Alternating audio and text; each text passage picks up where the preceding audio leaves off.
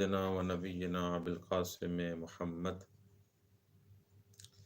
وعلى آله الطيبين الطاهرين المعصومين لا سيما بقية الله في الأرضين روحي وأرواح العالمين لتراب مقدمه الفدا. أما بعد فقد قال سيد الشهداء عليه آلاف التحية والثناء: إني لم أخرج أشرا ولا بطرا ولا مفسدا ولا ظالما إنما خرجت لطلب الإصلاح في أمة جدي. پروردگار عالم آپ تمام ناظرین کو، مومنین کو اپنے حفظ و امان میں رکھے۔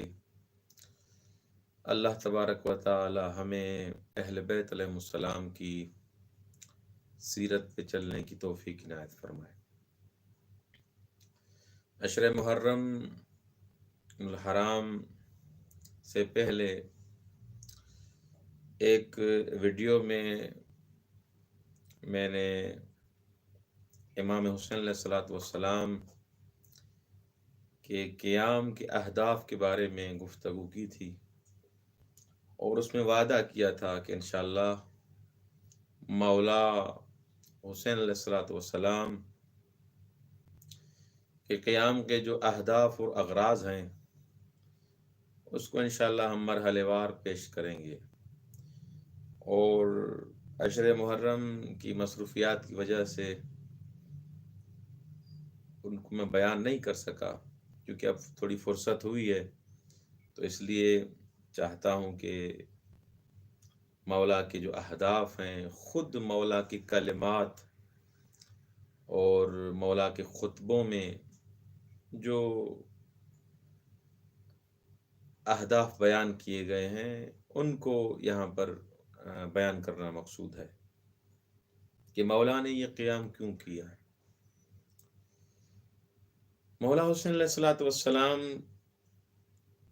وہ جو تمہیدی گفتگو تھی میں اس کو مفروغ عنہن سمجھتے ہوئے لہٰذا میں اس کو بیان نہیں کرتا۔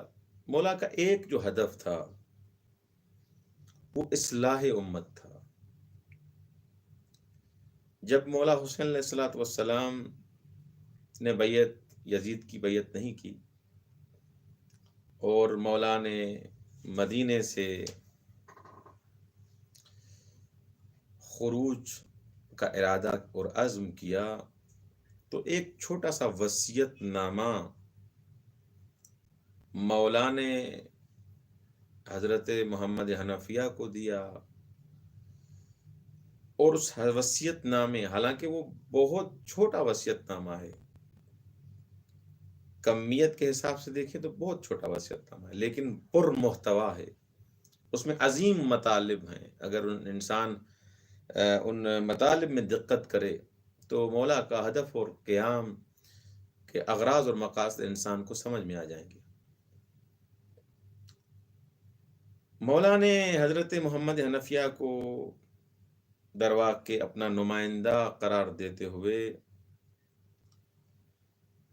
تاکہ شہر کی خبریں اور اخبار مولا کو ملتی رہیں، مولا نے اس وصیت نامے میں یہ الفاظ بیان کیے ہیں: انی لم اخرج اشرا ولا بطرا ولا مفسدا ولا ظالما انما خرجت لطلب الاصلاح فی امت جدی۔ مولا فرماتے ہیں کہ میرا قیام کا جو مقصد ہے وہ طلب اصلاح ہے، اپنے نانے کی امت کی اصلاح کروں۔ نہ فساد ہے، نہ تکبر ہے، خونخوائی، کچھ بھی، یہ اہداف اور اغراض آپ سمجھ رہے ہیں، لیکن میرا جو اصلی ہدف ہے اس قیام سے، اس مقصد سے، اس خروج سے، وہ ہوا ہوس نہیں ہے کہ اکثر افراد جو قیام کرتے ہیں وہ اپنی لالچ کے حساب سے قیام کرتے ہیں، ان کا مقصود الگ ہوتا ہے. لیکن مولا فرماتے ہیں اشرم ولا بطرم، نہ کوئی تکبر ہے، نہ کوئی ہوا و ہوس ہے، نہ کوئی فساد پھیلانے کا میں قصد کرتا ہوں، نہ کوئی ظلم کرنے کے حساب سے. الیاذ باللہ. مولا پھر آپ کیوں قیام کر رہے ہیں؟ انما خرجت لطلب الاصلاح فی امت جدی، میرا جو منظور ہے اس قیام سے، میرا مقصود جو ہے وہ یہ ہے کہ اپنے نانا کی امت کی اصلاح کروں. یہ واضح نمونے سے یہاں پر مولا نے بیان فرمایا. دوسری جگہ پر البتہ اگر کوئی اس کا ریفرنس دیکھنا چاہے تو بحال انوار کے جلد نمبر 44 صفحہ نمبر 329 پہ موجود ہے. دوسری جگہ پہ مولا امر بالمعروف اور نہی عن المنکر کہ جب اہمیت بیان کرتے ہیں اس کے ذیل میں ہی مولا نے اصلاح کا لفظ بیان کیا ہے. وہ پورا میں فرمان پڑھ دیتا ہوں. مولا فرماتے ہیں اللہم انک تعلم انہ لم یکن ما کان منا تنافسا فی سلطان ولا التماسا من فضول الختام ولكن لنری المعالم من دینک وَنُظْهِرَ الْإِصْلَاحَ فِي بِلَادِكَ. اے میرے پروردگار، تو جانتا ہے کہ یہ ہمارا قیام تنافساً فی سلطان نہیں ہے، حکومت کے لیے، سلطے کے لیے ہم یہ قیام کریں، اس لیے ہمارا قیام نہیں ہے. وَلَا الْتِمَاسًا مِّن فُضُولِ الْخُتَام،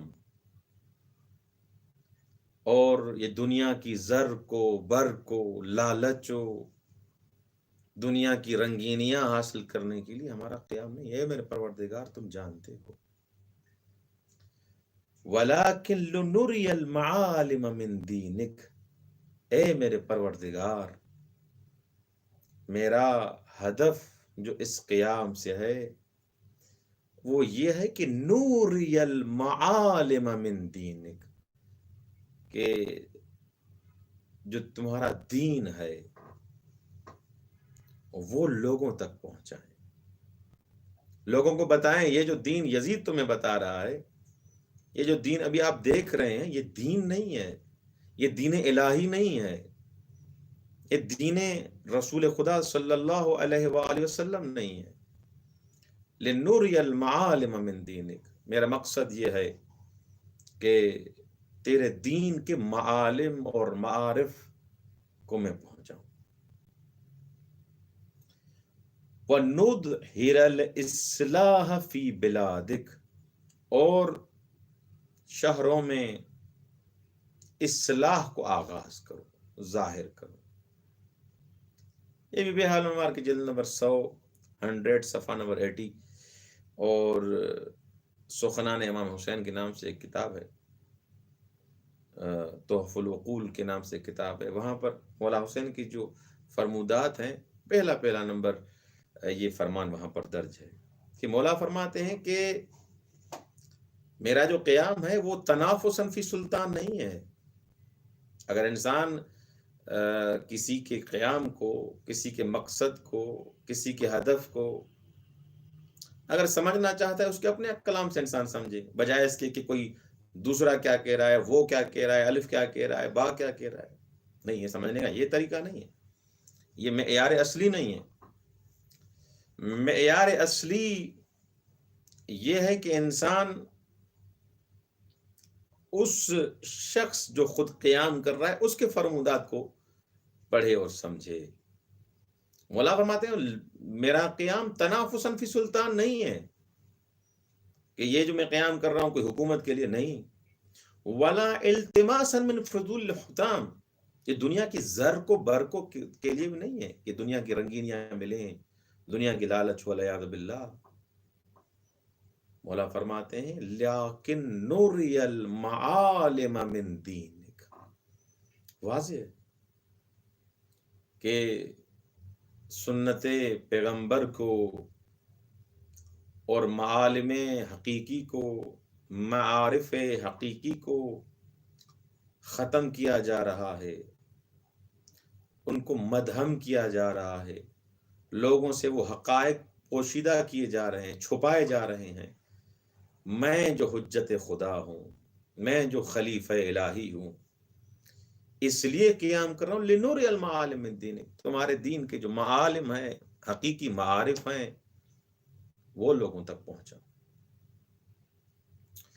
وَنُظْهِرَ الْإِصْلَاحَ فِي بِلَادِكَ، در واقع اصلاح کسے کہتے ہیں؟ مولا اس اصلاح کے لیے کہ جو در واقع مولا کا قیام ہے، معالم الہی کو پہنچانے کے لیے، اس کی معرفت کے لیے، اصلاح کے لیے مولا کا قیام ہے۔ یہ واضح اس نہضت عاشورہ کا جو سب سے پہلا جو ہدف ہے، اولین ہدف جو ہے نہضت عاشورہ کا، وہ اصلاحات ہے۔ آپ دیکھ رہے تھے کہ کیا ہو رہا تھا اس وقت، کتنی خرابیاں پھیلائی جا رہی تھیں۔ جو معارف الہی نہیں تھے ان کو معارف کے عنوان سے بیان کیا جا رہا تھا، یہ خود وہاں پر بیان کیا جا رہا تھا۔ اب یہ جو لفظ اصلاح ہے، مولا نے فرمایا ہے نا کہ نظہر الاصلاح فی بلادک، میں شہروں میں اصلاح کی نیت سے نکلا ہوں، یا خرجت لطلب الاصلاح فی امت جدی، کہ میں آپ کی اصلاح کرنے کے لیے میں نے خروج کیا ہے، نانے کی امت کی اصلاح کے لیے میں نے خروج کیا ہے۔ تو سب سے پہلے ہمیں یہ ہمارے لیے جاننا ضروری ہے کہ یہ لفظ اصلاح جو ہے قرآن مجید میں کس معنی میں استعمال ہوا ہے، کہاں پر استعمال ہوا ہے۔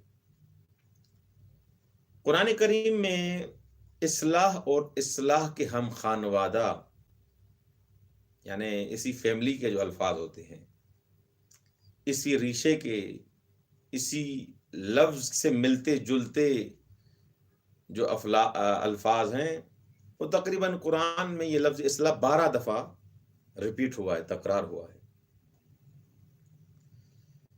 خداوند متعال آیات قرآنی کو اصلاحات فردی سے شروع کرتا ہے، اصلاح فردی سے اصلاح اجتماعی، پھر اصلاح جہانی، پوری دنیا کی اصلاح۔ دیکھیں قرآن مجید کی آیت نمبر 220 سورہ بقرہ کی، جب یتیموں کے بارے میں خداوند متعال خطاب کرنا چاہتا ہے کہ انسان یتیم کے ساتھ اس کا رویہ کیسا ہونا چاہیے، تو اس وقت جو معاشرت ہے یتیم سے، اس کے لیے خداوند متعال سورہ بقرہ کی آیت نمبر 220 میں ارشاد فرماتا ہے وَيَسْأَلُونَكَ عَنِ الْيَتَامَى، تم سے یتیموں کے بارے میں سوال کرتے ہیں، قُلْ إِصْلَاحٌ لَهُمْ خَيْرٌ وَإِن تُخَالِطُوهُمْ فَإِخْوَانُكُمْ وَاللَّهُ يَعْلَمُ الْمُفْسِدَ مِنَ الْمُصْلِحِ۔ تو پروردگار عالم یہاں پر فرماتا ہے قُلْ إِصْلَاحٌ لَهُمْ خَيْرٌ، ان کے کام کی اصلاح کرنا بہتر ہے۔ اصلاح لہم خیر، اگر اپنی زندگی کو ان کی زندگی سے آپ ملاتے ہیں، مخلوط کرتے ہیں، کوئی معنی نہیں ہے، وہ بھی آپ کے دینی بھائی ہیں، برادر ہیں۔ یعنی کیا؟ یعنی ان کے امور میں اگر کوئی مسئلہ ہے، تنگ دستی ہے، اصلاح سے مراد یہی ہے نا کہ اگر فقر و فاقہ کے شکار ہیں، فقیر ہیں، ان کے مسائل درست سمت نہیں جا رہے، تو آپ کیا کریں؟ اصلاح کریں ان کی۔ اگر فقیر ہیں ان کی مدد کریں، دوسرے اگر معاشی مسائل ہیں وہ ان کے حل کریں آپ، یہ بہتر ہے۔ اگر آپ ان کے ساتھ اس انداز سے زندگی کریں گے تو آپ کے وہ کیا ہیں؟ دینی بھائی ہیں، دینی برادر ہیں۔ اب بھائی کے ساتھ انسان کیسے زندگی کرتا ہے ویسے زندگی گزارے۔ واللہ یعلم المفسد من المصلح، اور خدا تو جانتا ہے، خدا جانتا ہے کہ مفسد کون ہے، مصلح کون ہے۔ خدا ان چیزوں کو، مصلحان کو بھی جانتا ہے، مفسدان کو بھی خدا جانتا ہے۔ تو یہاں پر در واقع خداوند متعال نے یتیم نوازی کو ایک عظیم طریقے سے بیان کیا ہے کہ انسان یتیم کے ساتھ کیسے پیش آئے۔ اگر کوئی یتیم ہو جاتا ہے، کیا ہم ان کے معاملات میں ان کے معاملات کو حل کرنے کے لیے اپنی کوشش کریں نہ کریں؟ خدا فرماتا ہے کوشش کریں، اصلاح کریں۔ اگر فقیر ہیں تو آپ ان کی ایسی مدد کریں کہ ان کے معاشی مسائل حل ہو جائیں۔ اکثر اوقات ایسے ہوتا ہے کہ کچھ افراد یتیم ہو جاتے ہیں، بچے یتیم ہو جاتے ہیں۔ اب ان کی جو مادر گرامی ہوتی ہے اس کے پاس کچھ نہیں ہوتا تاکہ گھر کو چلائے۔ اب اللہ فرماتا ہے یہاں پر ان کی اصلاح کرو۔ اصلاح کرو کیا مطلب؟ ان کو نصیحتیں کرو؟ نہیں، یہ مراد نہیں ہے۔ آپ ان کے معاشی مسائل کو حل کریں۔ اور جو یتیم ہو گیا ہے کہ وہ در واقع اسی سماج کا وہ فرد ہے، اسی معاشرے کا وہ فرد ہے، آپ کا بھائی ہے۔ اخوانکم وَإِن تُخَالِطُهُمْ فَإِخْوَانُكُمْ، اگر آپ ان کے ساتھ معاشرت رکھیں گے، آنا جانا رکھیں گے، وہ آپ کے بھائی ہیں، وہ اس معاشرے سے الگ فرد نہیں ہیں۔ وَاللَّهُ يَعْلَمُ الْمُفْسِدَ مِنَ الْمُصْلِحِ، اور خداوند متعال تو جانتا ہے کہ مفسدان کون ہے، مفسد کون ہے اور مصلح کون ہے۔ تو یہاں پر جو ایک یتیم کے لیے لفظ اصلاح آیا، اس معنی میں آیا کہ آپ یتیموں کے مسائل کو کس انداز سے آپ حل کریں اور اصلاح کریں۔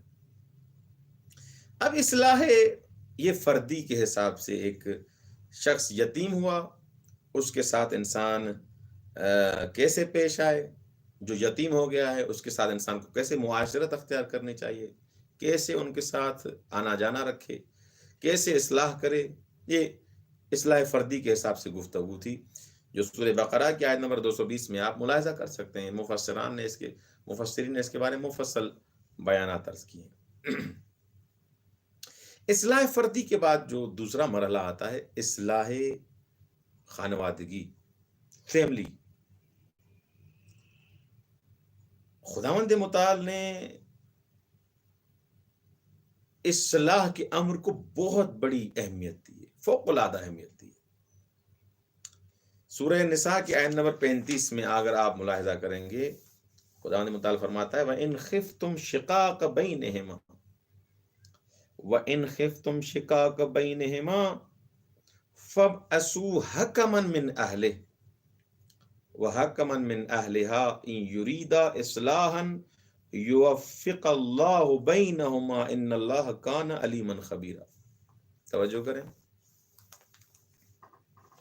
یہ در واقع جو خاندانی حساب سے جو مسائل ہو جاتے ہیں ان کے بارے میں، اگر میاں بیوی کا آپس میں اختلاف ہو گیا، شادی کی اور شادی کرنے کے بعد اب میاں بیوی میں آپس میں نہیں بن رہی، ان کا اختلاف ہو گیا ہے، اب کیا کرنا چاہیے؟ وہاں پر اسلام نے عظیم اور رائے حل بتایا ہے کہ اگر آپ کو یہ ڈر ہے کہ یہ دونوں میاں اور بیوی ایک دوسرے سے جدا ہو جائیں گے، جدائی کا ڈر ہے، شقاق وہی جدائی کے معنی میں ہے۔ وَإِنْ خِفْتُمْ شِقَاقَ بَيْنِهِمَا، اگر آپ کو خوف ہے کہ میاں بیوی آپس سے جدا ہو، ایک دوسرے سے جدا ہو جائیں گے، تو کیا کرنا چاہیے؟ قرآن کی خدمت میں چلتے ہیں۔ ہم کیا کرتے ہیں معاشرے میں؟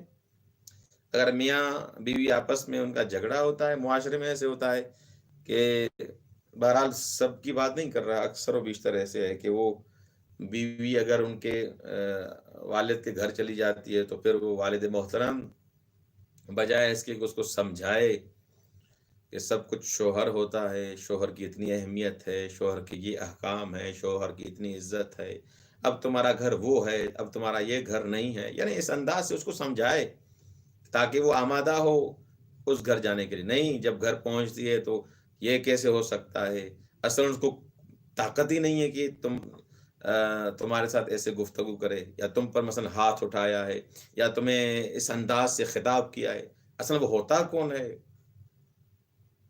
اس انداز سے اگر آپ اس کی تربیت کریں گے تو وہ اس کو چھوڑ دے گی، کیونکہ آپ اس کے باپ ہیں، آپ اس کی ماں ہیں، آپ اس کے بھائی ہیں. اگر آپ کی تربیت اس انداز سے ہے جیسے وہ گھر پہنچتی ہے کچھ شکایتیں لے کے آئی، سیدھی سی بات ہے، ایک خاتون، ایک لڑکی اگر کسی دوسرے گھر میں جاتی ہے تو کمفرٹیبل اگر نہیں ہے، وہاں پر مسائل ہو جاتے ہیں. سیدھی سی بات ہے، ایک انسان 20 سال، 15 سال، 18 سال، 26 سال ایک گھر میں زندگی گزارتا ہے، اس کے ساتھ وہ سیٹ ہو جاتا ہے. اب وہاں کے جو حالات ہیں اس گھر کے، وہاں پر اگر اپلائی آپ کرنا چاہتے ہیں کہ میرے اس گھر کے جو حالات ہیں وہ بھی ویسے ہی ہوں جیسے میرے ابو کے گھر کے حالات تھے، میرے ماں باپ کے، والدین کے گھر کے جو حالات تھے ویسے ہونے چاہیے، تو یہ تو اشتباہ ہے، یہ تو اصل غلط فہمی ہے. ہو سکتا ہے ہو سکتا ہے نہ ہو. آپ اپنے گھر کے حالات کا اور وہاں کے نظام کا، وہاں کی رفتار کا، وہاں کے کرداروں کا مقایسہ آپ ان کے گھر کے ساتھ کیسے کر رہے ہیں؟ ایسے نہ کریں. آپ مقایسہ نہ کریں. پہلی بات تو آپ وہاں ایڈجسٹ ہو جائیں. ایسے نہیں کہ مثلا جیسا آپ کا والد گرامی ہے آپ سسر کو بھی ایسے سمجھیں، جیسے آپ کی ماں ہے آپ اپنی ساس کو بھی ایسے سمجھیں. نہیں، آپ اب بعنوان زوجہ گئی ہیں، درواقع اس گھر کی سفیر بن کے گئی ہیں. آپ کے گھر کے جو حالات ہیں، اخلاق ہیں، عادات و اطوار ہیں، ان کی آپ عکاس بن کے گئی ہیں. وہاں جا کے وہی کردار ہو، رفتار ہو، اخلاق ہو، وہاں جا کے آپ کو وہاں اپلائی کرنا ہے. اگر جا کے آپ وہاں جا کے ان کے ساتھ جیسے ان کا اخلاق ہے، اگر وہ بدتمیز ہیں، بد اخلاق ہیں، ان کا رویہ بہتر نہیں، آپ بھی ویسے ہی ان کے ساتھ اگر پیش آئیں، اور اپنے والد سے، والدین سے بھی یہی تقاضا کریں کہ آپ کا والد بھی ویسے ہی پیش آئے، ویسے ہی بدلہ لے، ویسے ہی انتقام لے جیسے وہ کرتے ہیں. یہ تو غلط فہمی ہے. اسلام اس کا درس نہیں دیتا. آپ کی تربیت ایسے نہیں ہے. آپ کے والدین نے کیسے تربیت کی ہے کہ آپ 5 وقت نماز پڑھتی ہیں؟ آپ کے والدین نے کیا تربیت کی ہے کہ آپ بڑوں کے ساتھ کیسے گفتگو کرنی چاہیے آپ کو؟ آپ کے والدین نے، اسلام نے یہ تربیت آپ کی کہ اگر آپ کی ساس ہے تو اس کے ساتھ کیسا برتاؤ ہونا چاہیے، آپ کا اخلاق کیسا ہونا چاہیے. خوب یہ آپ کو وہاں پر جا کے اپلائی کرنا ہے، نہ کہ مثلا آپ کو اگر کوئی اذیت پہنچی، آپ کو کوئی تکلیف پہنچی، آپ فوراً شکایت لے کے ماں باپ کے پاس لے کے جائیں اور والدین کو اس بات پہ بھڑکائیں اور اکسائیں کہ آپ بھی ان سے بدلا لیں، اور یہ شقاق ہو جائے، جدائی ہو جائے، میں ان کے ساتھ نہیں رہوں گی، میرا شوہر ایسا ہے، میرا سسر ایسا ہے، میری ساس ایسی ہے، فلاں ایسا ہے، فلاں ایسا ہے. یہ گھر تو نہیں چلے گا. اب یہ شکایتیں لے کے پہنچی، کہنے کا مقصد یہ ہے اپنے والدین کے پاس. اب یہ تو ناسمجھ ہے. اب 16 سال، 18 سال، 20 سال، 26 سال اس کی جو ایج ہے، یہ اس انداز میں ان امور کو نہیں سمجھ سکتی، کیونکہ یہ مرحلہ ہے ازدواج، شادی کا ایک مرحلہ ہے. اس سے انسان کیسے گزرتا ہے، کیا کرنا چاہیے، تھیوری تو آپ نے بتا دی، لیکن پریکٹیکل حساب سے آپ گزرے ہوئے ہیں. ان کے والدین، اگر آپ ان کو، اپنی بیٹی کو یہ درس دیں گے کہ تم فکر نہیں کرو، ہم اس کو دیکھ لیتے ہیں، یہ کون ہے، یہ اصلا ان کو جرت نہیں کہ اس انداز سے خطاب کریں، تو وہ کہے گی کہ میں جو کام کر کے آئی ہوں، اگر بد اخلاقی کر کے آئیے، اس کو پھر وہ اطمینان ہو جائے کہ میں صحیح کام کر کے آئی. تو اس حساب سے یہ لڑکی والوں کے لیے. لڑکا بھی بالآخر ایک خاتون، ایک لڑکی اپنا ماں باپ چھوڑ کے، والدین چھوڑ کے، اپنے بھائی، اپنی بہنیں، یہ سب چھوڑ کے آپ کی خدمت کے لیے آئی ہے. آپ کے محضر میں آئی ہے. ایسے نہیں کہ آپ کی نوکرانی ہے، وہ نہیں. آپ کے لیے سکون ہے، وہ آپ کے لیے سکون ہے. یہ ایک دوسرے کے لیے جو تقابلی سکون ہے، یہ تب فراہم ہوگا جب آپ کیوں کریں؟ کمپرومائز کریں. یعنی اس کی جو عادتیں ہیں، اس کا جو مزاج ہے، آپ اس کے ساتھ سازگار ہو جائیں. ایسے نہ ہو کہ آپ اس کو اپنے جیسا بنانے کے چکر میں ہو اور وہ بھی کہے کہ یہ شوہر میری عادتیں اپنا لے. نہیں، ایسے تو کام نہیں بنے گا. اس کی اپنی عادتیں ہیں، اس کی اپنی تربیت ہے. وہ پتہ نہیں کیا کھاتی تھی، اس کو کیا پسند تھا، وہ کیسے اٹھتی تھی، کیسے بیٹھتی تھی، وہ بالآخر اس کا جو طور و طریقہ تھا وہ اپنا تھا. آپ ساری چیزیں اپنی ان پر تحمیل اگر کر رہے ہیں تو یہ تو غلط ہے. اس انداز سے نہیں کرنا چاہیے. بہترین طریقہ یہ کہ آپ ایڈجسٹ کریں. باید بس حاضی جیسے فارسی میں کہتے ہیں، آپ اس کو موسٹ ویلکم کہیں. آپ دیکھیں کہ اس کو کون سی چیزیں پسند ہیں، آپ کوشش کریں وہ پسند والی چیزیں اس کے لیے اگر حرام نہیں ہے تو پیش کریں، آپ کے اگر امکان میں ہے. تو خاتون کو بھی یہی کرنا چاہیے کہ وہ چیزیں جو شوہر کو پسند ہیں وہ اس کے لیے فراہم کرے. تو اس حساب سے اگر اس انداز میں انسان زندگی گزارے گا، تعلیمات محمد و آل محمد کو انسان سامنے رکھتے ہوئے، ان کے فرمودات کو، ان کے اقوال کو انسان سامنے رکھتے ہوئے اگر زندگی گزارے گا تو اس کی زندگی سنور جائے گی. تو کہنے کا مقصد یہ ہے، غرض کلام کے والدین کو اس بات کا خیال کرنا چاہیے، ورنہ گھر اجڑ جائیں گے، گھر برباد ہو جائیں گے. اکثر یہ ہوتا ہے کہ شادی کو ابھی 1 سال 2 سال 8 مہینے ہوئے ہیں تو یہاں کی باتیں وہاں، وہاں کی باتیں یہاں. یہ کیا کر رہے ہیں آپ؟ وہ بھی مثبت انداز میں نہیں، منفی انداز میں باتیں کی جا رہی ہیں. شوہر کی ساری جو مثبت پوائنٹ نہیں، جو منفی اصول ہیں، منفی جو باتیں ہیں ان کی، وہ اپنے ماں باپ کو بتائی جا رہی ہیں کہ میرا شوہر ایسا ہے، میرا شوہر ایسا ہے، میرا شوہر ایسا ہے. اس کی مثبت باتیں تو بتائی نہیں جا رہی. تو وہاں پر والدین بھی برہم ہو جاتے ہیں، یہ کون ہوتا ہے، یہ کیا ہے، یہ کیسے نہیں ہونے دیں گے. تو گھر میں تباہی اور بربادی. تو اس کا جو شوہر ہے اس کو والدین سمجھا رہے ہیں کہ یہ تو اصلاً تمہارے ساتھ بنے گی نہیں، یہ ناشزہ ہے، یہ ہے، وہ ہے، نافرمان ہے، تو چھوڑ دو اس کو، ہم تمہاری دوسری شادی کروا لیتے. تو دیکھیں، جب تک سازگاری بننے کا مسئلہ ہے تو خداوند متعال نے ایک طریقہ کار بتایا. پہلے تو ان اصولوں کو انسان اگر اپنائے تو یہاں تک نوبت ہی نہیں جائے گی اگر ماں باپ خیال کریں. کیونکہ جو شوہر ہے وہ بھی مثلا 17-18 سال کا لڑکا ہے اور اس کی جو بیوی ہے وہ بھی اس عمر کی ہے مثلا. تو اب وہ اتنے بابصیرت نہیں ہوئے کہ ان چیزوں کو سمجھیں. آپ کے پاس آتے ہیں کوئی شکایت لے کے تو ان کو سمجھائیں یہ کیا کر رہے ہیں آپ کی غلطی ہے. لڑکی بھی اگر ماں باپ کے پاس جاتی ہے اس کو سمجھائے. سمجھانے کے بجائے آپ اس کو اطمینان دلا رہے ہیں کہ ہم ان سے بدلہ لیں گے، انتقام لیں گے، یہ کریں گے، وہ کریں گے، تمہیں جدائی اور طلاق تک مسئلہ کہاں بنے گا. تو اسلام نے یہ اسلوب دیا ہے، طریقہ دیا ہے کہ ان خفتم شقاق بینہما، اگر آپ کو شقاق کا، جدائی کا خوف ہے، فابعثوا حکما من اہلہ وحکما من اہلہ، ایک حکم اس کی طرف سے آئے اور ایک حکم لڑکی والوں کی طرف سے آئے. ان یریدا اصلاحا یوفق اللہ بینہما، یہ دونوں اصلاح کریں ہیں. یہ ایسے نہ ہو کہ وہ جو ادھر سے جو ماشاءاللہ اصلاح کرنے والا مقرر کیا گیا ہے لڑکی والوں کی طرف سے، اور جو لڑکے والوں کی طرف سے جو اصلاح کرنے والا مقرر اور معین کیا گیا ہے، ایسے نہ ہو کہ دونوں میں اصلاح کے بجائے شقاق کی کوشش کریں. اچھا ویسے اس کو ایسی پٹیاں پڑھائیں کہ پہلے طلاق کے 20% امکان تھے، اب 80% ہو گئے. یہ کیا کر رہے ہیں آپ خداوند متعال کے قہر سے ڈریں. وہاں کی غیبت اور گلا اور وہاں کی باتیں وہاں تک پہنچا رہے ہیں، کیا یہ اصلاح ہے؟ خدا فرماتا ہے اگر آپ کی نیت میں اصلاح ہے، یوفق اللہ بینہما، خداوند متعال توفیق دے گا کہ آپس میں ان کی بن جائے گی، اصلاح ہو جائے گی. یہ جو معاملات خراب ہوئے ہیں، ان یریدا اصلاحا، یہ جو ان میں فساد آ گیا ہے، جدائی آ گئی ہے، نیتیں خراب ہو گئی ہیں، شقاق آ گیا ہے، اگر آپ اصلاح چاہیں گے، ان معاملات کو درست کرنا چاہیں گے، تو خداوند متعال آپ کو توفیق عطا کرے گا اور اصلاح ہو جائے گی۔ آپ کی نیت میں ہی خرابی ہے، آپ کی نیت میں ہی برائی ہے، آپ کی نیت میں یہ ہے کہ ان کو اب جدا کرنا ہے، بس اللہ کرے نہ بنے، تو بالآخر یہ نیت آپ کی پاک نہیں ہے۔ این یریدا اصلاحا، اگر اصلاح چاہتے ہیں تو اس کا بہترین طریقہ یہ ہے کہ انسان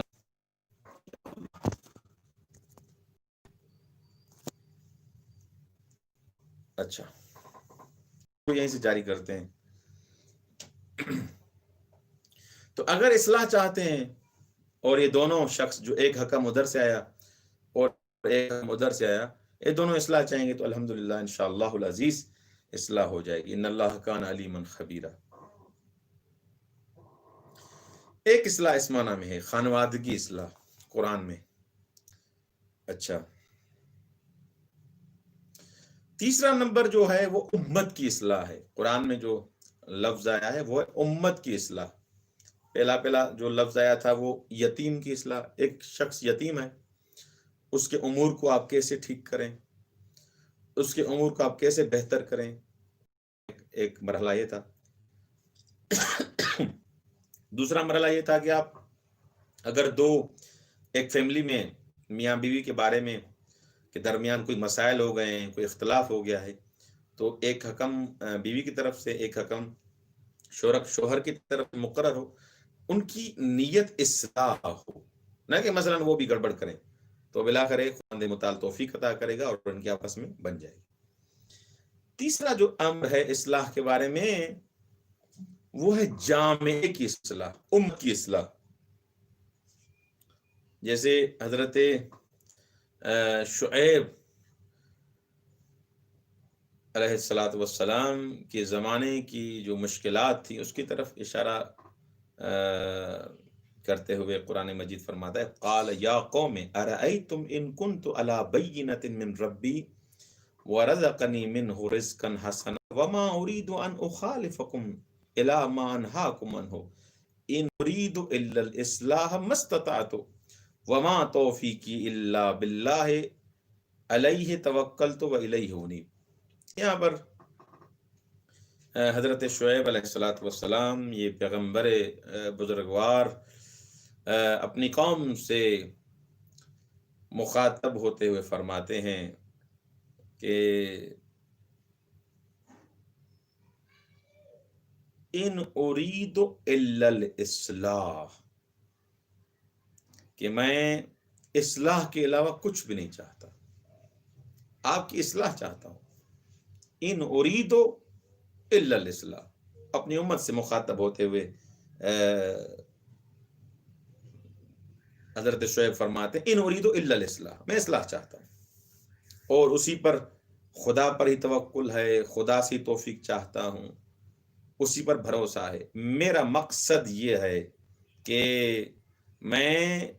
مجھ میں جتنی توانائی ہے، جتنی مجھ میں استطاعت ہے، ان اريد الا اللہ ما استطعت، جتنی مجھ میں استطاعت ہے آپ کو روکوں گا، گناہوں سے روکوں گا، خدا کی طرف دعوت دوں گا، اور درواقع آپ کے امور کی اصلاح کروں گا۔ یہ تب تک ہے جب تک خداوند متعال نے مجھے توفیق دی، استطاعت دی۔ تو اب یہاں پر بھی لفظ اصلاح اس معنی میں آیا ہے کہ جو پیغمبر تھے ان کے زمانے میں، وہ ہر پیغمبر خاص مشکلات اور اپنے دور کے حساب سے مشکلات میں گرفتار ہوتا تھا۔ حضرت شعیب کے دور میں علیہ آلاف و تحیت والثناء کے دور میں بھی افراد اقتصادی حساب سے ضعیف تھے، تو مالی حساب سے ان میں اتنی توان نہیں تھی، اقتصاد میں بیماری آ چکی تھی، در واقع اقتصادی حساب سے پیچھے ہو گئے تھے۔ تو کیا ہونے لگا تھا اب، کیونکہ جب جہاں فقر آتا ہے اور یہ بیماریاں آتی ہیں تو وہاں پر کیا ہوتا ہے؟ وہاں پر پھر خیانت بڑھ جاتی ہے، اور کم فروشی اور خیانت، ظلم، یہ چیزیں اقتصاد میں بڑھ جاتی ہیں اقتصادی حساب سے۔ تو حضرت شعیب علیہ الصلوۃ والسلام اس بات پر مأمور تھے کہ ان امور کی اصلاح کریں، کہ آپ ظلم نہ کریں، آپ کم فروشی نہ کریں، گراں فروشی نہ کریں، زیادہ چیزیں مہنگی نہ بیچیں۔ اور حضرت شعیب کی ذمہ داری اور رسالت یہی تھی کہ ان کو جو مفاسد تھے ان سے دور کریں۔ ان اريد الا الاصلاح ما استطعت، جتنی میری طاقت ہے میں اصلاح کروں گا۔ یہ فقط حضرت شعیب کا شعار نہیں تھا، بلکہ تمام جو بھی انبیاء گزرے ہیں، رہبر اور لیڈر اور اولیاء گزرے ہیں، ان کا یہی شعار تھا، ان کا مقصد یہی تھا کہ اصلاح کریں۔ یہ جو امور ہمارے معاشرے میں جو اقتصادی حساب سے بیماری کی صورت میں آ گئے ہیں، کہ اگر میں جھوٹ نہیں بولوں گا، جھوٹ بولوں گا تو میرا مال صحیح بکے گا، اگر میں سچ بولوں گا تو میرا مال نہیں بکے گا، یہ بیماری ہے۔ اس بیماری کی اصلاح پیغمبر کرے گا، اس بیماری کی اصلاح نبی کرے گا، امام کرے گا، رہبر بتائے گا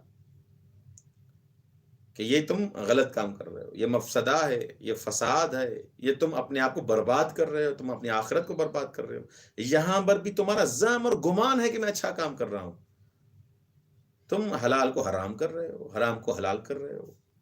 تو یہاں پر امت کی اصلاح مطرح ہے کہ امت ان معاملات میں، اقتصادی معاملات میں یا دوسرے جو مسائل ہیں وہ خراب ہو گئے، ان کو صحیح کرنے کی خاطر حضرت شعیب نے رسالت کو اپناتے ہوئے فرمایا کہ ان اريد الا الاصلاح، میرا مقصد ہے کہ اصلاح کروں، میرا کوئی اور مقصد نہیں ہے۔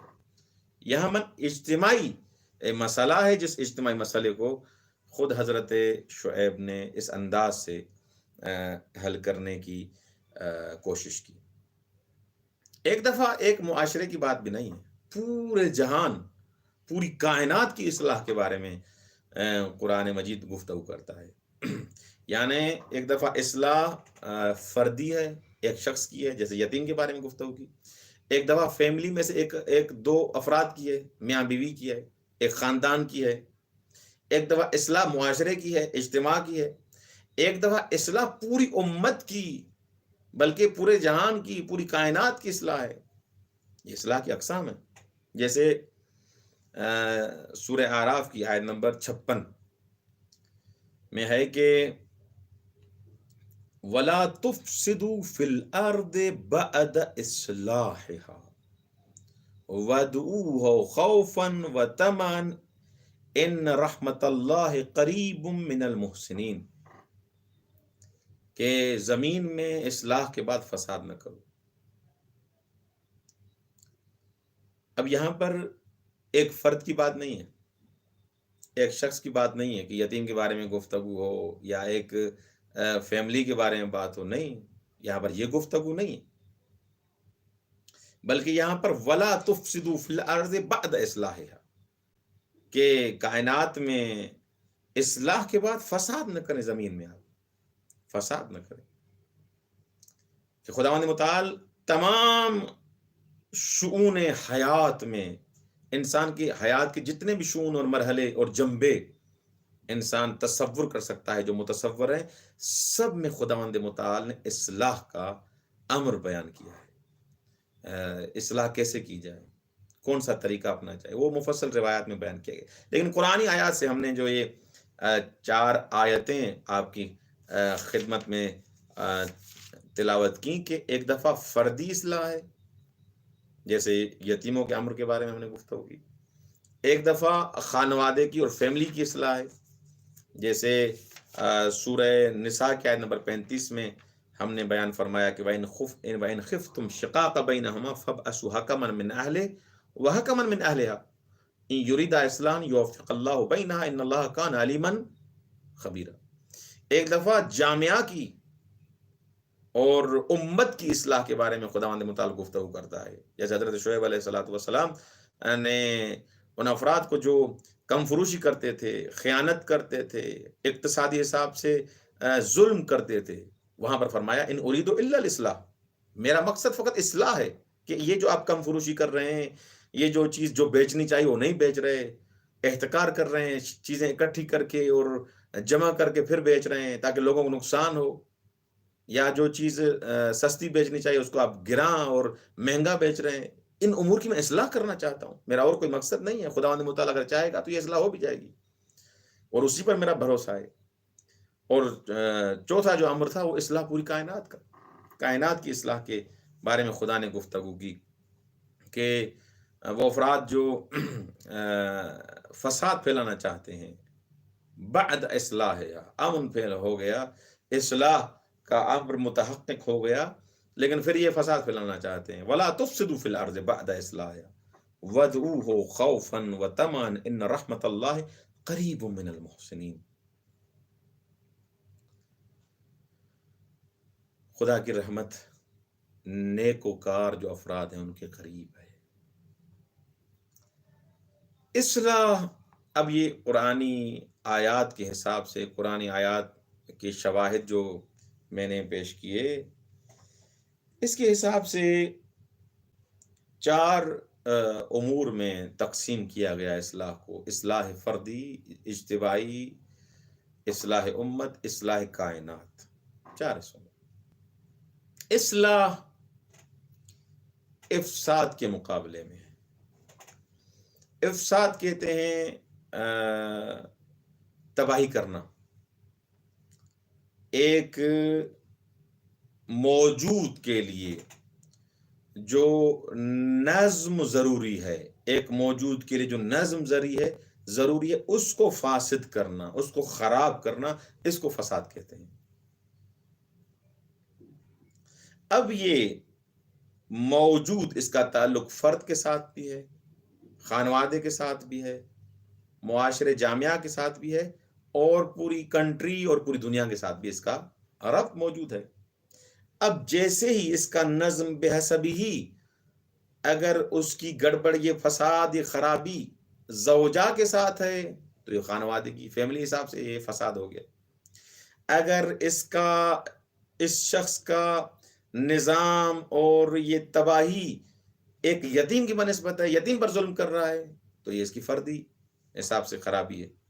اگر ایک معاشرے میں یہ برائی پھیلا رہا ہے تو اس حساب سے یہ فساد پھیلا رہا ہے. اگر پوری کائنات کے حساب سے ظلم اور فساد اس کو پھیلانا چاہتا ہے تو اس حساب سے. تو اصلاح افساد کے مقابلے میں ہے. مولا حسین علیہ الصلوۃ والسلام کے زمانے میں یہ اصلاحات نہیں کہ مولا حسین علیہ الصلوۃ والسلام نے فقط یعنی اس انداز سے کہ یہ فقط مولا کے زمانے میں محقق ہوا. تمام انبیاء اور اولیاء کی آپ سیرت پڑھ کے دیکھیں، اس میں موجود ہے. حضرت شعیب کا خود قرآن نہیں قصہ، حضرت موسیٰ علیہ الصلوۃ والسلام، حضرت نوح علیہ السلام، انی دعوت قومی لیلا و نہارا، میں نے اپنی قوم کو صباحا مساء، صبح روز میں نے ان کو پکارا لیکن وہ میری طرف نہیں آ رہے. حضرت نوح دیکھیں، تمام انبیاء دیکھیں، وہ ان کا مقصد کیا تھا؟ اصلاح. غیر اصلاح کوئی ان کا مقصد نہیں تھا. خود حضرت رسول خدا صلی اللہ علیہ وآلہ وسلم کہ جب بعنوان پیغمبر آتے ہیں تو جاہلیت سے روبرو ہوتے ہیں. اس وقت وہاں پر جاہل موجود ہیں. اب اس عربستان اور حجاز کے معاشرے میں کہ ہر جہت سے وہ فاسد ہے، ہر جہت سے فاسد معاشرہ. اعتقادی حساب سے دیکھیں، بتوں کی پرستش کر رہے ہیں. وہ اپنے ہاتھوں سے ان کو تراش کے، اپنے ہاتھوں سے بت بنا کے ان کی عبادت کر رہے ہیں. اس سے بڑی جہالت کون سی ہو سکتی ہے؟ اور جو خرما سے، کھجوروں سے جو بت بناتے تھے، جب ان کو بھوک لگتی تھی وہ اسی بت کو کھا لیتے تھے. سبحان اللہ. جب ان کو بھوک کی شدت ہوتی تھی، زیادہ بھوکے ہو جاتے تھے، تو اس حساب سے وہ جو خرما سے انہوں نے بت بنایا ہوتا تھا جس کو خدا کہتے تھے، اس کو ہی وہ کھا لیتے تھے. تو ان کی پوری زندگی رسول خدا کے دور میں ان عربوں کی زندگی خرافات سے بھری ہوئی تھی. اخلاقی حساب سے اتنا معاشرہ گرا ہوا تھا. رسول خدا صلی اللہ علیہ وسلم کے دور میں یہ خرافات اتنی پھیلی ہوئی تھی، اتنا معاشرہ فاسد تھا کہ خواتین جو بدکار عورتیں تھیں ان کو اپنے اعمال پر کوئی شرم بھی نہیں تھا. اصل شرم و حیا کا اصل نام ہی نشان نہیں تھا. حتیٰ کہ تاریخ میں ملتا ہے یہ بدکار جو خواتین تھیں ان کے گھروں پہ ایک جھنڈا لگا ہوتا تھا کہ یہ فحاشی کا گھر ہے. اب معاشرہ آپ خود اندازہ لگائیں، اتنا گرا ہوا معاشرہ جہاں پر جھنڈے لگائے جا رہے ہیں کہ یہ گھر ہے فساد کا، یہاں آؤ. یعنی شرم و حیا کا نام و نشان ہی نہیں ہے. کس کو یہ اعمال قبیحہ اور زشت برے اعمال کرتے ہوئے کسی کو شرم بھی نہیں ہے. بابا کے دول جھنڈے لگا کے یہ کام کر رہے ہیں. اور خون ریزی اتنے خونخوار تھے، قتل و غارت کے حساب سے اتنے جاہل تھے، چھوٹی چھوٹی بات پر وہ قتل کر دیتے تھے. اگر کسی کے دل میں کوئی نفرت یا کینہ ہوتا تھا تو اس کو قتل کر دیتے تھے. حتیٰ کہ اس دور میں انسان ان چیزوں کو اگر سوچتا ہے کہ کتنے احسان ہیں پیغمبر کے امام حسین کے ہم پر، اللہ اکبر، کہ ہمیں انسانیت کا عظیم درس دیا. یہ لوگ جو ابھی کچھ افراد امام حسین علیہ الصلوۃ والسلام روحی وارواحنا لتراب مقتم الفدا کے لیے عجیب و غریب الفاظ بولتے ہیں. یہ ماں بہن کی تمیز کس نے دی؟ مولا حسین نے. انسانیت کو دروا کے زندہ کس نے کیا؟ یہ جو انسانیت حیوانیت میں تبدیل ہو گئی تھی، یہ جو زنگ چڑھ گیا تھا، یہ مولا حسین نے زندہ کیا. اس دور میں انسان اپنی اولاد سے کتنی محبت کرتا ہے، کتنا پیار کرتا ہے، کتنی محبت کرتا ہے. زندہ اپنی بیٹی کو دفن کر دیتے تھے، زندہ بھی گور.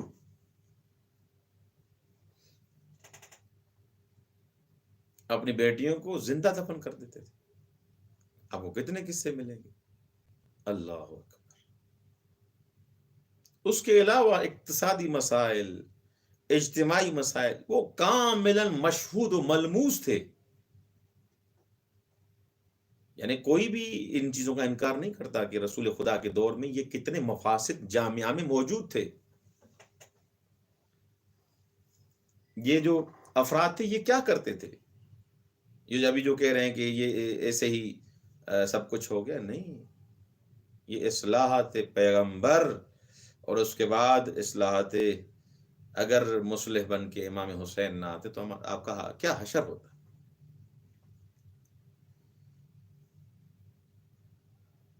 ان سارے مفاسد کے ساتھ کس نے مبارزہ کیا؟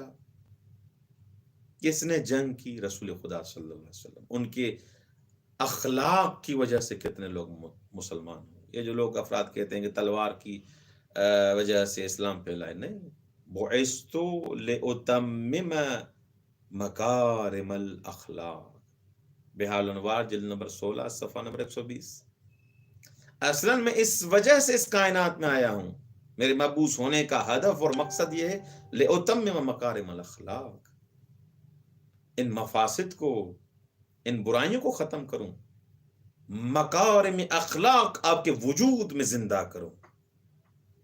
یہ مقصد امام حسین ہے، مقصد رسول خدا ہے. جو مقصد رسول ہے وہی مقصد امام حسین ہے. اس وقت رسول خدا نے اس انداز میں خاتون کو عزت دی، عورت کو عزت دی، بیٹی کو عزت دی. اور یہ جو بات بات پہ لوگ کو ایک دوسرے کو قتل کر دیتے تھے، اسلام نے ایک دستور اور ایک نظام معین کیا، دستور العمل دیا کہ اگر کوئی ایک شخص دوسرے کو قتل کرتا ہے 100 اونٹ کا دیا دینا پڑے گا. تو اس دور میں جیسا کہ آپ جانتے ہیں سب سے بڑی ثروت جو شمار کی جاتی تھی وہ اونٹ تھی. جس کے پاس اگر 4-5 اونٹ ہوتے تھے تو وہ اپنے دور کا بڑا ثروت مند اور پیسے والا حساب ہوتا تھا. اسلام نے اس قتل و غارت کو ختم کرنے کی خاطر، فلسفہ تھا اس کا کہ ایک بات بات پر ہی قتل کر دیتے تھے، ان سب چیزوں کو ختم کرنے کے لیے تاکہ لوگ ایک دوسرے کا احترام کریں، عزت، دوسرے فلسفے اپنی جگہ پر، احترام کریں، عزت کریں. ایک انسان کی عزت ہوتی ہے، بیٹی کی عزت ہوتی ہے، ماں کی عزت ہوتی ہے، عورت کی عزت ہوتی ہے. یہ جو ببانگ دول فیمنزم پتہ نہیں کیا کیا، یہ جو غرب والے جو شوچے پھیلاتے گھوم رہے ہیں کہ یہ ہے اسلام میں خواتین کی عزت نہیں. کس نے کہا ہے؟ اسلام پڑھو تو صحیح کہ پہلے کیا ہوتا تھا، زندہ بگور کر دیتے تھے. زندہ بگور کرنے والے افراد، ان کو کیا درس دیا رسول خدا صلی اللہ علیہ وسلم نے کہ بیٹی کا کیا مقام ہے؟ خود کر کے دکھایا. جناب سیدہ آتی ہیں، یہ میری بیٹی ہے. احترام میں بلند ہو جاتے ہیں، احترام میں کھڑے ہو جاتے ہیں. یہ یعنی تربیت ہے. تو اب مولا حسین علیہ الصلوۃ والسلام، اب یہ وقت بھی بہت زیادہ ہو گیا، 1 گھنٹے کا ٹائم ہوتا ہے، اس میں اب جتنا میں بیان کر سکا. رسول خدا کے دور میں جامعہ کی، معاشرے کی یہ حالت تھی. اب جیسے بنی امیہ کے دور میں یہ حکومت ان کے پاس آئی اور یزید جیسا فاسق و فاجر حکمران بنا، تو یہ رسول خدا کے دور میں جیسے یہ مفاسد اجتماعی، معاشرتی، یہ دین میں ڈالے جا رہے تھے اور رسول خدا نے آ کے ان کے ساتھ مبارزہ کیا، مقابلہ کیا، یہی یزید کے دور میں ہونے جا رہا تھا. یزید نے حلال کو حرام کر دیا تھا اور حرام کو حلال کر دیا تھا. اسی لیے تو مولا نے فرمایا کہ دیکھیں سنت کو مارا جا رہا ہے، ان سنت قد امیتت، بلکہ سنت مردہ ہو چکی ہے اور بدعت کو زندہ کیا جا رہا ہے. اس دور میں کون قیام کرے؟ اللہ اکبر. وہی جو عربوں کا رسول خدا صلی اللہ علیہ وسلم کے سے پہلے جو معاشرہ تھا اس کی طرف پلٹ گئے تھے. اب اس دور میں ایک منجی کی ضرورت تھی، ایک قیام کی ضرورت تھی تاکہ ان امور کو اصلاح کرے. مولا علی بن ابی طالب علیہ الصلوۃ والسلام نے اپنے حکومت کے دور میں بالآخر امت کی اصلاح کی، لیکن مولا کی حاکمیت کا جو دور تھا بہت کوتاہ تھا، بہت کم تھا. مولا کو اس انداز میں جنگوں کی وجہ سے، ان محدودیتوں کی وجہ سے وہ اجازت نہیں تھی کہ ان سارے امور کو انجام دیں. وقت ہی نہیں تھا اتنا. وہ مولا کو ان جنگوں میں، ان چیزوں میں الجھا دیا اس امت نے کہ دینی مسائل کو اس انداز میں بیان کیا جائے، ان امور کو کی اصلاح کی جائے. نہیں. اس دور میں کیا کرنا چاہیے تھا؟ کوئی کسی کی رعایت نہیں کر رہا. جب مولا علی بن ابی طالب علیہ الصلوۃ والسلام کی شہادت ہو جاتی ہے تو یہ جاتا ہے ممبر پر اور صریحاً ببانگ دوہل کہتا ہے کہ میں اس لیے نہیں آیا کہ آپ کو روزے اور نماز کی اصلاح کروں، بلکہ میں اس لیے آیا تاکہ آپ پر حکومت کروں. جو میرے ساتھ مخالفت کریں گے ان کی زندگی اور ان کی جان امان میں نہیں ہے. یہ موجود ہے شیخ مفید نے کہ کتاب جو ہے ارشاد، اس میں اس انداز میں اس کو الفاظ کو نقل کیا ہے، صفحہ نمبر 355 پہ آپ پڑھیں کہ انہوں نے، ان کا مقصد حکومت سے کیا تھا؟ یہی مقصد تھا کہ ہم حکومت کریں.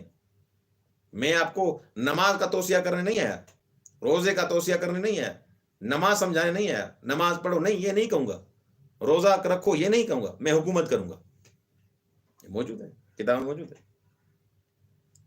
مولا حسین علیہ الصلوۃ والسلام نے، جیسے امیر معاویہ کی وفات ہوتی ہے 60 ہجری میں، تو اس کا جو بیٹا یزید، اس کو خلافت دی جاتی ہے.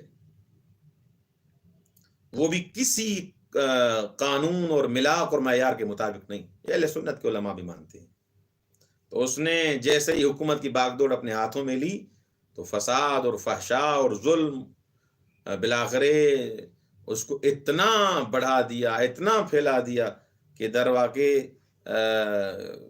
اس کا جو زمانہ ہے وہ واقع ہر رہا. اور یہ سب چیزیں آپ دیکھ سکتے ہیں کہ کیا کیا نہیں اس نے کیا. تو اس حساب سے جب ایسے شخص کے ہاتھوں میں حکومت ہے اور اپنے آپ کو داعیے حکومت الہی بھی سمجھ رہا ہے، تو وہاں پر جو حجت واقعی ہے، جو حجت اللہ ہے، اس وقت امام حسین علیہ الصلوۃ والسلام، اس کی کیا ذمہ داری تھی؟ مولا کیا کرتے؟ آیا مولا قیام نہ کرتے؟ کہ یہ جو جھوٹے دعوے پھیلائے جا رہے ہیں کہ اسلام میں نہ نماز ہے، نہ روزہ ہے، نہ زکوٰۃ ہے، نہ خمس ہے، ماں بہن کا احترام نہیں ہے، یہ جو جھوٹے دعوے پھیلائے جا رہے تھے، ان کو کون زندہ کرتا؟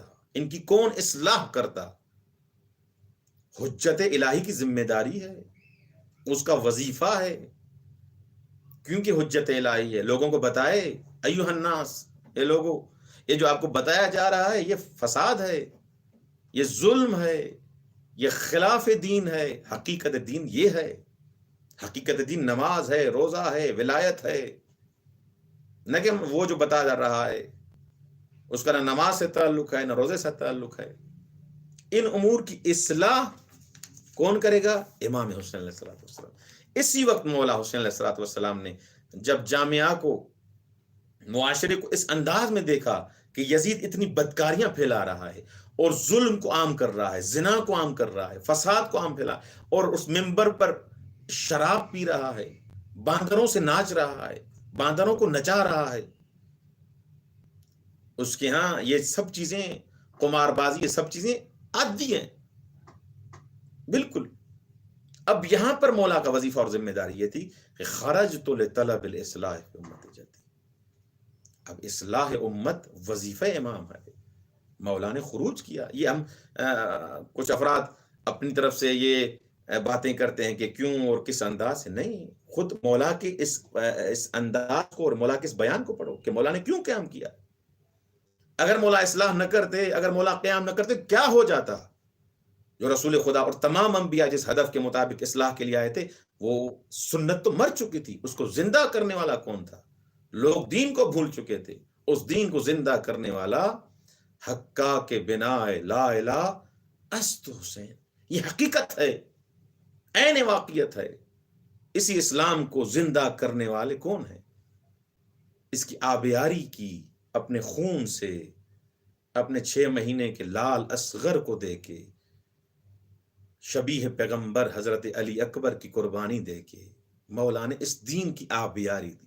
یہ درخت دین سوکھا سوکھ گیا تھا، اس کے پتے جھڑ چکے تھے، اس کو زندہ کیا، اس کی آبیاری کی کس نے؟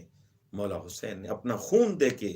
اتنی بڑی عظیم قربانی، ذبح عظیم جس کو کہا جاتا ہے، مولا نے قربانی دے کے اس دین کو زندہ کیا، اس امر کی اصلاح کی. اگر مولا اصلاح نہ کرتے تو معاشرے میں اور فساد پھیلتا، لوگ دین کو بھول جاتے، لوگ رسول خدا کے نام کو بھول جاتے، مولا علی بن ابی طالب کے نام کو بھول جاتے، لا الہ الا اللہ کو بھول جاتے. اسی وجہ سے ہم بار بار کہتے ہیں کہ مولا حسین علیہ الصلوۃ والسلام ہی ہیں جس نے دین کو زندہ کیا، دین کو باقی رکھا. اس معنی میں یہ ساری وضاحت جو ہماری سنے گا، اس کو آرام سے یہ سارے مسائل سمجھ میں آ جائیں گی۔ پہلا ہدف آج ہم نے بیان کیا کہ مولا کے قیام کا جو اساسی ترین اور بنیادی جو ہدف تھا وہ اصلاح امت تھا، اور اصلاح کیوں کی مولا نے، یہ سارے عرائض ہمارے آپ مفصل سنیں گے تو انشاءاللہ العزیز آپ کے لیے واضح ہو جائے کہ مولا حسین علیہ الصلوۃ والسلام نے کیوں قیام کیا۔ والسلام علیکم ورحمۃ اللہ وبرکاتہ۔